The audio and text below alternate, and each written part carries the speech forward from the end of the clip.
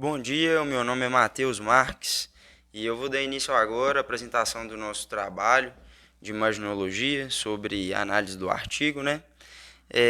O nosso tema e o título do artigo foi Diagnóstico por imagem de urolitise.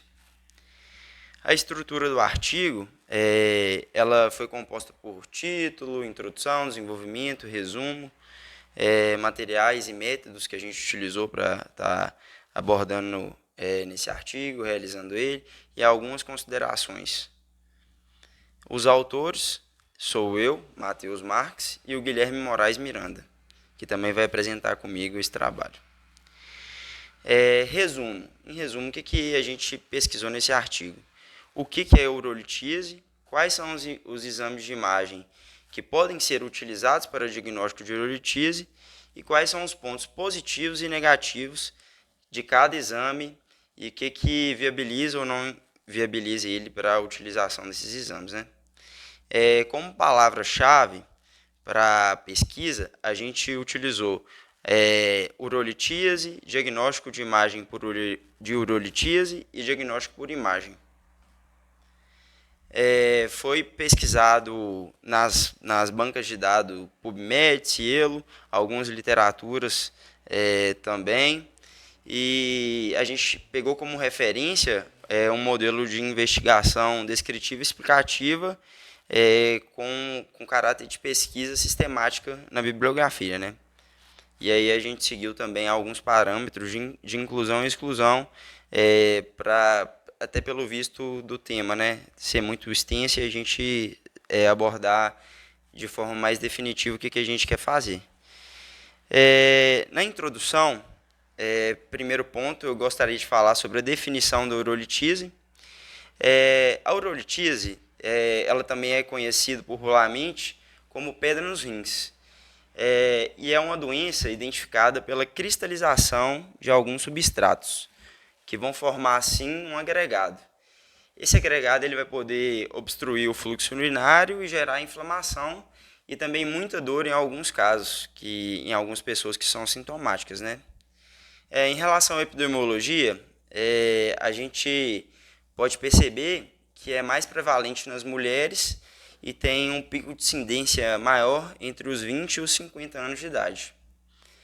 Em relação de como é formado os cálculos renais, a gente tem algumas hipóteses, né? E dentre elas, o desenvolvimento do cálculo no trato urinário é identificado com aumento da saturação de sais na urina ou então pela carência de inibidores desse processo de cristalização, que pode aumentar a formação dos cálculos dessa forma. E quais são esses tipos de cálculo, já que a gente está falando? Os cálculos mais prevalentes são os compostos por cálcio e por seus compostos, né? Mas também pode haver outros diversos tipos de cálcio, de cálculo, né? Que não são formados por cálcio, como os cálculos formados por ácido úrico, estruvira, cistina e entre outros. Os sintomas mais esperados nos pacientes normalmente eles são frequentemente assintomáticos, mas quando eles são sintomáticos, eles podem apresentar cólica renal, que é uma dor no flanco, na área dos rins, né, que se irradia ao longo do abdômen. E essa dor ela pode ter intensidade variável, mas tipicamente uma dor muito intensa. E muitas vezes ocorre clinicamente e dura de 20 a 60 minutos. Os exames de imagem utilizados para identificação foram o raio-x, urografia escritora, ultrassom e ATC. Em relação ao raio-x, que é um dos métodos de exame utilizados para identificação, vale falar que ele é um método de imagem simples, ele tem um baixo custo em relação a alguns outros exames e ele tem grande valia em algumas situações urológicas. Um benefício desse raio-x é que ele pode ser utilizado até no leito do paciente com alguns aparelhos portáteis. Embora, como efeito deletério, tenha emissão de radiação e tem baixa contratação de partes moles, né? O raio-x simples ele pode ser útil em identificar, além de cálculos, calcificações incomuns, irregularidades ósseas ou massas volumosas em alguns tecidos moles.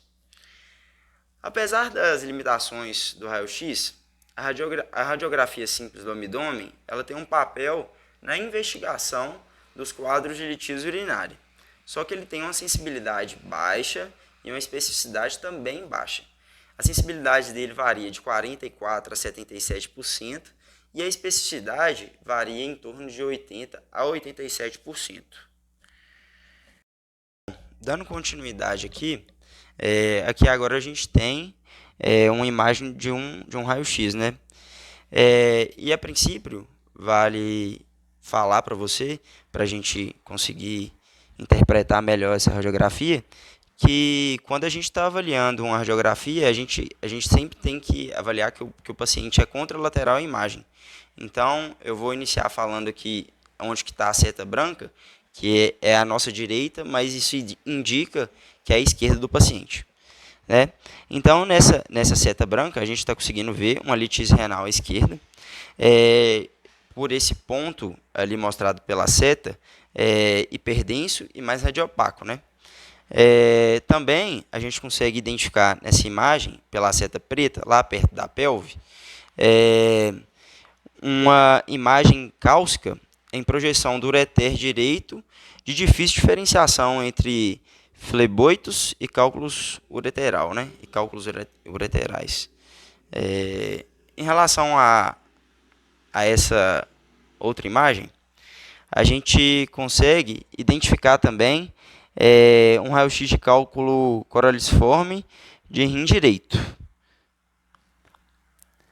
Esta outra imagem que a gente trouxe, ela evidencia um cálculo no rim direito, apresentado aí por essa seta azul. Meu nome é Guilherme e eu vou dar continuidade no trabalho aqui, né, iniciando sobre a urografia setora, que tem um papel importante histórico no diagnóstico de litíase, que no passado ela foi um método de escolha para o diagnóstico, mas atualmente ela não é mais usada. Ela é raramente usada para o diagnóstico de litíase. Embora limitada para diagnosticar uma série de condições, ela tem um seu valor, né, principalmente para o estudo do sistema coletor, né, que ela pode documentar simultaneamente nefrolitíase e anatomia do trato superior, sendo um método contrastado, bem tolerado de simples realização, de forma que ela é realizada a partir de uma sequência de radiografias do abdômen antes e depois da injeção de contraste. Essa imagem aqui, podemos ver a urografia setora, que ela é boa para analisar anatomia e a função renal. Mas não vou abordar muito profundamente esse tema, já que hoje em dia ela não é muito utilizada. Vou falar sobre a ultrassonografia, né, que é um exame que utiliza ondas sonoras mecânicas de alta frequência não ionizantes, né, e sendo utilizada para hipótese diagnóstica de urolitíase, né, quando é impossibilitado a realização de um método mais específico com uma tomografia computadorizada helicoidal. Além disso, a ultrassonografia, né, é um exame de baixo custo, né, que pode ser repetido várias vezes sem a utilização de radiação e a injeção de contraste unidado. E por ser bom para avaliação intrarrenal, vesical e ureter distal. Também é possível observar na ultrassonografia cálculos, né, que são hiperecóicos, distintos e que causam um sombreamento acústico marcado. Ela tem uma boa sensibilidade, inclusive para a detecção de cálculos não opacos, como o de ácido úrico. Agora mostrando as imagens, né, na primeira imagem tem o rim direito, mostrado pela calexectasia, pela letra C, e o cálculo renal, mostrado pela seta, no caso, que é localizado no infundíbulo, causando dilatação do cálice do polo superior. Já na segunda imagem, a imagem da direita, ela apresenta uma obstrução aguda do rim direito com extravasamento espontâneo da urina, né? Mostrado pela letra U. E a obstrução é mostrado pela letra K.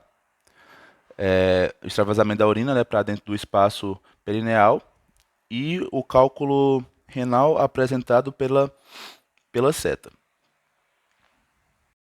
Aqui na segunda imagem, né, podemos ver múltiplos cálculos, né, renais, e observa-se também a presença da sombra acústica posterior. Já aqui na terceira imagem, no terceiro slide aqui das imagens, podemos ver, né, na ultrassonografia, cálculo na pelve renal, mostrado pela seta, e associado com a hidronefrose no caso. Agora aqui na tomografia, né, vamos começar falando, né, ele é o exame mais fidedigno para a urolitíase, sendo o exame de padrão ouro. Isso porque ele possibilita, né, a visualização direta do cálculo no sistema urinário. Entretanto, ele não tem sido muito prescrito para avaliação dos cálculos devido ao seu alto custo. Ele é um exame também de alta sensibilidade, cerca de 96%, e uma especificidade de 100%. Sendo assim, a TC tem seus sinais, né, descritos com o objetivo de auxiliar os achados, que são a dilatação ureteral unilateral, opacificação da gordura perirenal, dilatação do sistema coletor, nefromegalia, líquido perineal e sistema no halo uretal.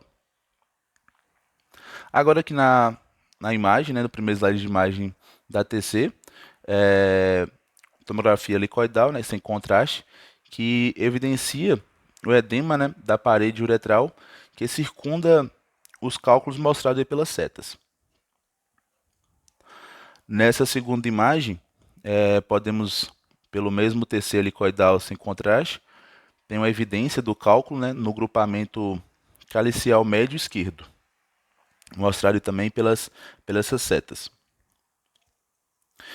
E por fim, nessa terceira imagem, né, a TC sem contraste também, que bem claramente evidencia, né, a presença de múltiplos cálculos no rim direito. E agora falamos as considerações finais, né? Podemos chegar aqui aos exames de imagem, né? São os auxiliadores no diagnóstico de urolitíase e, além disso, tem uma importância para ter conhecimento, né, nas limitações de cada método para escolher o melhor método a ser utilizado. E aqui nós temos nossas referências bibliográficas. Muito obrigado.